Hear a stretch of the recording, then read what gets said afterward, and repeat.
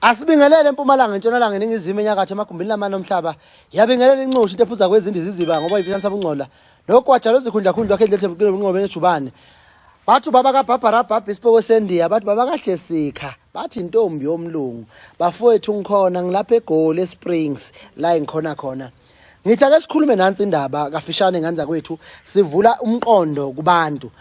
Bese ngicela futhi noza kwethu esisebenza nabo esikulomkhakha esigijima nabo. Ake sitshela abantu amaqiniso manje bafowethu ngoba ngathi sekwande kakhulu lento yesithwalo. Ake sibacacisela abantu akusibo bonke abantu abafuna izithwalo nabafuna ukuphila ngezithwalo impilo yabo yonke. Asibatshela abantu umuntu bese ekhethela yena ichoice yakhe ukuthi uya emthini noma uya esithwaleni. Bafowethu ngicela ningizwe kahleke namhlanje ngigeka amagula ke namhlanje. Umuthi ukhona umuthi othi okwazi ukulungisela izinto zakho. Bakhona abantu esibalaphile abangafakaza.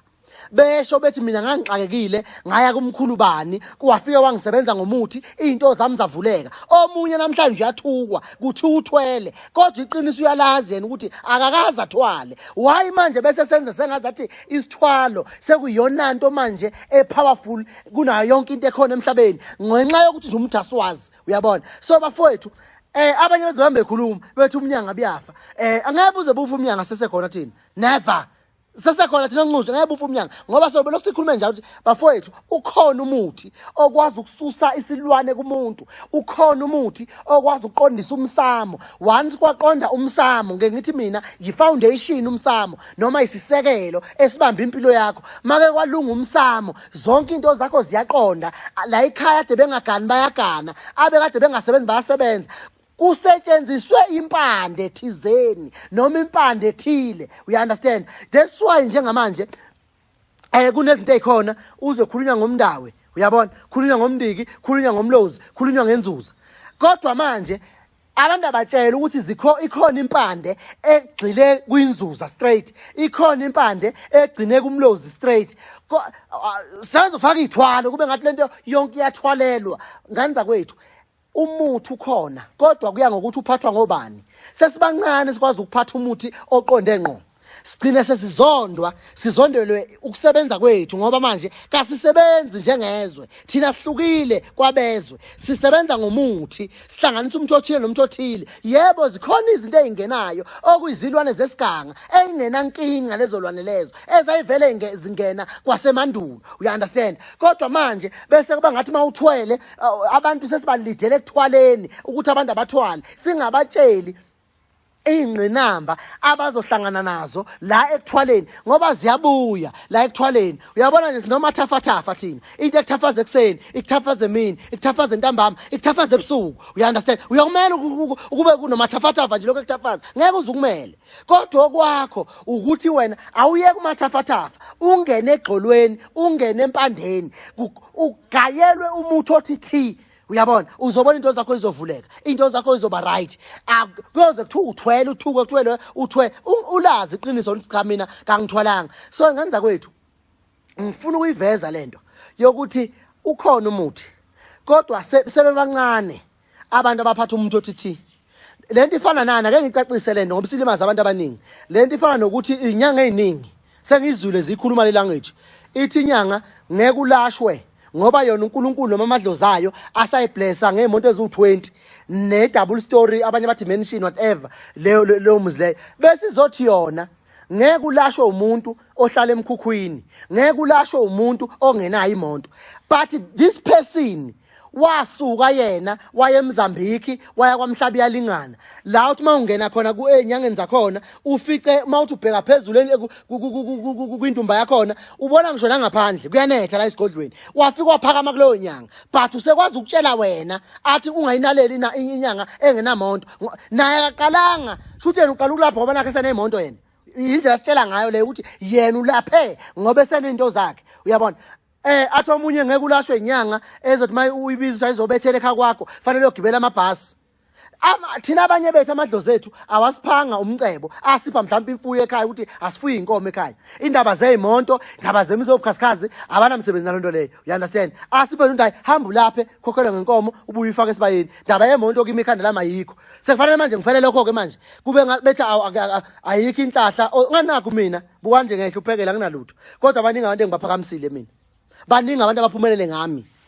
Ngingihamba ngebhayisikili lami nje manje ngiyobethela emzini nomuntu bengibiza ngigibele ebhayisikilini ngishona khona mfeke ngiyasebenza ngiyabuya basizakela inqwaba yabantu nikuthathelaphi pho lokho but kodwa iunderstanding yenu siyabona nje ukuthi ulwazi luselincane bafowethu asibatsheleni abantu iqiniso nje kunabantu abagijimela ukuyothwala umthakawazi vele lo muntu already mayekhuluma uzoveza isithwalo kuyiyona into engcono ngoba umthakawazi uyabona ukubani bebazi umuntu bezokutshela straight ukuthi abanye masingabathatha silasene ehlathini singabona amahlazo ngempela naso uNkulunkulu wami ngiyanitshela mina dadothu kababukebisile singabona nje amahlazo ba good la ekhulumeni kodwa makuthiwa nje siyehlathini manje siyolapha I mean siyogxebula umuthi akabawazi you understand so bafowethu understandeni leyo nto always umuntu mayezokhuluma ngesithwalo obviously lo muntu usho ukuthi kahle kahle vele indlela yakhe nje i-out yabona asikhulume ngegxolo sikhulume ngempande sikhulume ngomuthi okwazi ukuthi makuthiwa kufika izingane zabantu kwayizothwasa uyihlanganisela amagobo ongaqonda athi thwi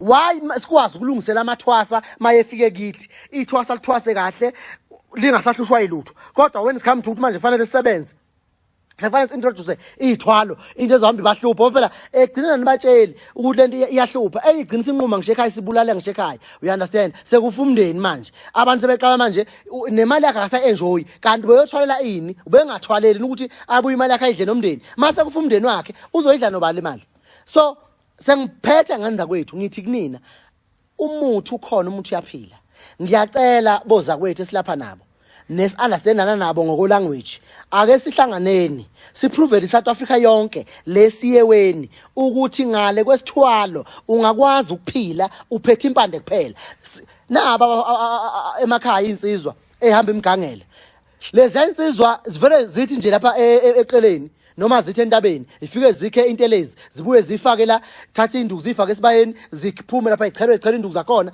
ngeke umalana lo nsizwa leyo sekuzothi uyithwele baze basha udlala ngelwane lo intelezi edaliwe ukuthi le intelezi into esisibulele yile ngisakhuluma ngentelezi umuzi nomuzi unosiko lwawo ekhaya kithi makuthiwa kushoniwe noma kunane khona kunomuthi noma kunesihlazi sakithi engeke ngikwazi ukuthi mangakwamthembu isihlahla kwaMthembu sibolekwe sesebenza kwaKhumalo ayenzeki leyo nto umuzi nomuzi unesihlazi sawo unentelezi yakhona manje nina ngokuthi ulwazi anilincelanga kobaba omkhulu bethu kanazi ukuthi ke isihlahla sakini siphi that's why makuthiwa la ekhaya bekunesifo asilokhu siyenyangeni siyofuna umuthi enyangeni siyaphuma ngaphandle sikho isihlazi sethu sisifake emanzini sithi wonke umuntu akayogeza sekuphelile ngoba yisihlaza sekhaya kubalulekile ukwazi impande yomndeni wakini we understand namathonga ke manje kubalulekile ukuthi wazi umuthi wawo ukuthi mangeke ngathatha lo muthi ngakhuluma nawo kanje into zami ziyakhanya ake kunenzele umzekelo kunomuntu uyaphila nje manje kade ugeza kade uchatha kade ufutha kade uphalaza but into zakho still isavalekile ayikazi inyanga mhlambe kuwe ifike inika into eyigobongo noma kusagobongwana ithi ngicethathele ligobongo bese uyangiphumela uyehlane mawufika ehlane ufika ufuna isihlahla esidala yabona bese ufika ulethe izibani zakho ushayele ligobongo lakho khona ukhulume nabantu bakini we understand bayi-few abenze leyo nto leyo futhi bayi njengamanje engathwasisa futhi khona kusasa uzovuka yenza leyo nto athi ngimzwile uthe ake ngizame ngoba phela sikhona lokho vele ukuthi sibuye sinifake endweni angithi understand so mawenze leyo nto leyo uzowubona umehluko empilweni yakho makuvaleka idlozi ekhaya angishifte ngiye esigangeni ngiyokhuluma nabesiganga akusona isithwalo kunomuthi wedlozi that's why kunomuthi wokudonsa idlozi kunomuthi wokuhlambulula idlozi hayi bafana bakithi kahleni phela ngeke ngithwase yonke into kanti kunjani uyabona once wabamba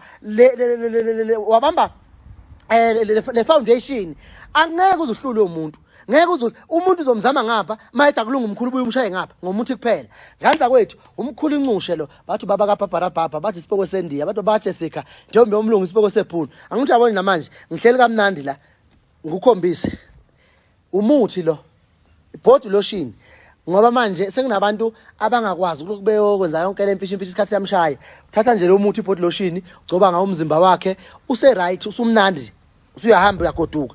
And then lapha ngiphethe ini umlomo omnandi uvaselina nje uyawuvula uvaselina wakho ugcoba umlomo wakho noma umsebenzini ku right awuloyi umuntu awuthakathi umuntu la umuthi wokususa amathunzi amnyama noma kuthiwa into zakho ezivaleke kangakanani nanku umuntu wokususa amathunzi amnyama noma ngabe kuthiwa kunodikolo sokulala ebusuku la uyahamba udikolo shawuphinda ubuye ekhakini anisalali kunezi egijima phezulu kwezindlu nanku umuthi akusona isithwalo umuthi ngoba zokunifona mkhulu unasithola ade ngisibona usiphethe akusona isithwalo lesi ungalokhu ngibuza into eningi ufunda umqondo uzofuthela ngempama mina.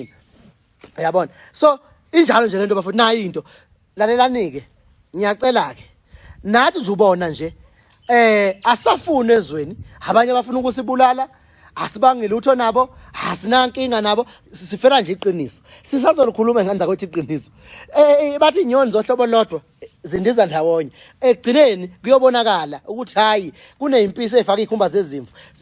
Mina ngisasho namanje ngisayifuna i-challenge kuletha umuntu ogulayo lokuthiwa usebangwa nezibi bese kulandwa inyanga thizeni ziphucwa amafoni bese kuthiwa kulashwe lo muntu why ngithi ayiphucwa amafoni uzohamba efone lo mkhulu akamaziyo yendo kunomuntu ofikile lapha ake ngizama into ethile cha kasibizwe inyanga iphuma nesikhoma sayo kuthiwe nanga umuntu uyafa alashe umuntu ngale kwayibhokwe ngale kwayithwalo simlaphe nje aphile sesifuna ngoba nina sengicabanga ukuthi umuntu awukho ezweni. You understand? Ukhona umuthi uyaphila. Baba kaPapara Papa Sipoko Sendia siyabonga kakhulu kuNdlovu Digida Film Production abafuna ukuthi ukusithinta nazi inamba lapha escreenini zikhona. Make sure ukuthi uyasubscribe kuNdlovu Digida Film Production. Kukhulu okuzayo, kukhulu esokuphathela khona. Hlala njalo uzawukhula la ekhaya. uNkulunkulu namathonga kini anibusise. Amen.